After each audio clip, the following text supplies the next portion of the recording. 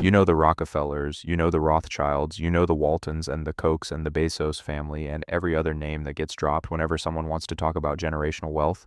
But there is a family you have almost certainly never heard of that has been quietly accumulating power, land, and capital for longer than the United States has existed, that controls assets most financial analysts cannot fully map, and whose name almost never appears in the conversations where it belongs. This is the story of the Mulliez family of France.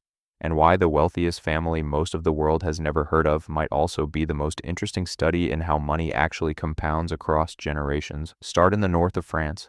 The year is 1961. A man named Gérard Mulliez opens a store in Roubaix, a small industrial city near the Belgian border. The store is called Auchan. It is a hypermarket, a format that was essentially new at the time, selling groceries, clothing, electronics, and household goods all under one roof at discount prices. The concept works, then it works again. Then it works in a different city, then in a different country. Auchan today operates in 17 countries, employs over 300,000 people, and generates annual revenue in the tens of billions of euros. It is one of the largest retail operations in the world, and most people outside of France and a handful of other markets have never heard of it. But here is where the Mulliez story becomes genuinely unusual. Gérard Mulliez did not build a company and keep it in the family the way most wealthy dynasties do. He built a system. In the 1970s, he formalized what became known as the Association Familiale Mulliez, the AFM, a family holding structure that would govern how the family's wealth was managed, expanded, and transferred across generations. The AFM is not a standard trust or a holding company in the conventional sense. It is a governance structure designed around a single principle. The family builds businesses together, the family owns businesses together, and no individual member of the family is allowed to sell their stake to anyone outside the family, ever. This matters more than it might initially sound. Most wealthy families follow a predictable arc. First generation builds wealth, second generation maintains it, third generation begins to fragment it as inheritance divides assets among siblings, cousins, in-laws. Fourth generation is usually the one that loses the thread entirely. Researchers who study family wealth, including scholars at the University of Zurich who have tracked multi-generational wealth transfer across dozens of major family fortunes, have documented this pattern so consistently that it has its own name. Shirt sleeves to shirt sleeves in 3 generations.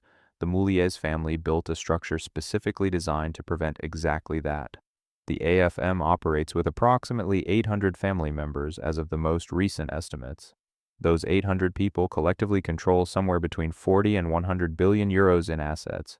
The precise figure is essentially impossible to determine because the family does not disclose its holdings publicly, has no obligation to do so under French law, and has maintained a level of opacity that makes forensic financial analysis extremely difficult. What analysts and journalists have been able to piece together is a constellation of major retail and commercial brands, most of which most people do not associate with a single family. Decathlon. If you have ever been to a Decathlon sporting goods store, you have spent money in a Mulliez business. Decathlon is currently the largest sporting goods retailer in the world by revenue, operating in over 60 countries with more than 1,500 stores.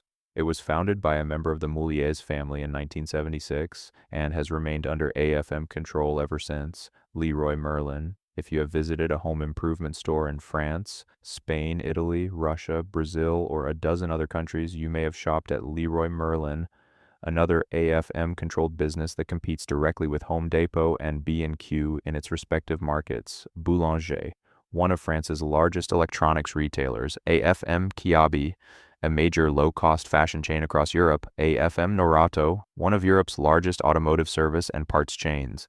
AFM Saint Maclou, a flooring specialist with hundreds of locations. AFM Flunch, a cafeteria chain with hundreds of locations across France. AFM Fildar, a yarn and crafts retailer. AFM Joule, Grain de Malice, Bisbee, fashion chains. AFM. The list continues. Conservative estimates suggest the AFM controls or has significant stakes in well over 50 distinct business entities across retail, real estate, financial services, and logistics.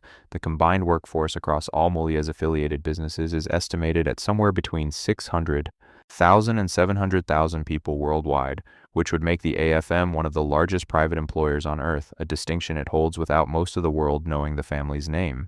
So why have you never heard of them? The answer is not accidental. The Mulliez family has made deliberate strategic choices that run directly counter to the visibility strategies of most ultra-wealthy dynasties. They do not appear on Forbes's billionaire lists because the wealth is held collectively by a family association rather than by identifiable individuals.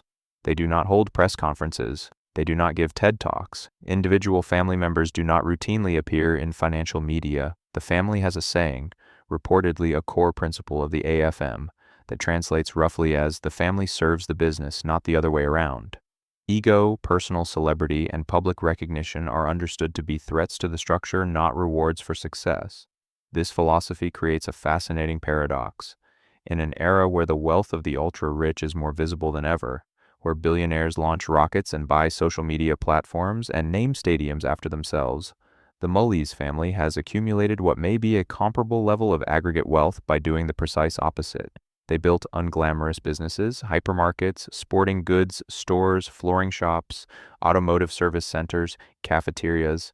They built them carefully, expanded them methodically, kept them private, kept them in the family, and refused to be interesting to the press. There is a financial lesson embedded in this that goes beyond admiration for one family's discipline. The businesses the Mulliez family built are not exciting. They are not technology companies or financial instruments or luxury brands. They are stores where people buy sneakers and screwdrivers and winter coats. The products are ordinary, the margins are thin, the operations are complex and physically demanding, but people need sneakers and screwdrivers and winter coats every single year, in every single country, in every economic condition. The Mulliez family bet on the permanence of ordinary human needs, rather than the excitement of extraordinary moments, and that bet, sustained across 3 generations and counting, has produced something that the most glamorous business empires in history have almost never managed to produce. A fortune that grows rather than fragments with each passing decade. You know the Rockefellers, you know the Rothschilds, you probably never knew the Mulliez, but somewhere right now, someone is buying a pair of running shoes at Decathlon, or picking up deck paint at Leroy Merlin, or getting their tires changed at Norauto. And a family in northern France, whose name you still will not remember tomorrow, just got a little bit richer.